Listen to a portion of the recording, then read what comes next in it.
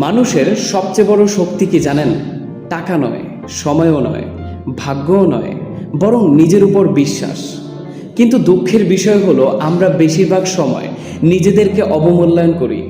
আচ্ছা ভাবুন তো, একজন দৌড়বিদ মাঠে নামলো, সে জানে না সে জিতবে কিনা, কিন্তু যদি সে নিজের উপর বিশ্বাস না রাখে তাহলে শুরু করাই তো বৃথা।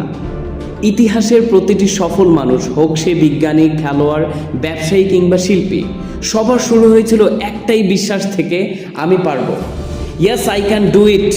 হাজারো ব্যর্থতা, মানুষের কটু কথা, সমাজের বাধা, এই সব কিছু আপনাকে থামিয়ে দিতে চাইবে, কিন্তু আপনি যদি মনে বিশ্বাস রাখেন হ্যাঁ আমি পারবো, তাহলে পথ নিজেই তৈরি হতে শুরু করবে।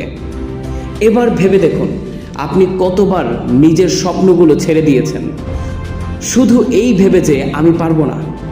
বাস্তবে কি জানেন, আপনার ভেতরে অসীম শক্তি লুকিয়ে আছে, যেটা শুধু জেগে ওঠার অপেক্ষায়। আজ যদি নিজের উপর বিশ্বাস রাখেন, কাল পুরো পৃথিবী আপনাকে বিশ্বাস করবে।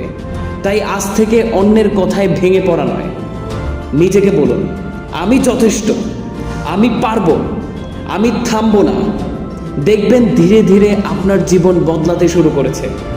সফলতা শুরু হয় একটি মাত্র জায়গা থেকে, নিজের উপর বিশ্বাস থেকে। ভালো থাকবেন।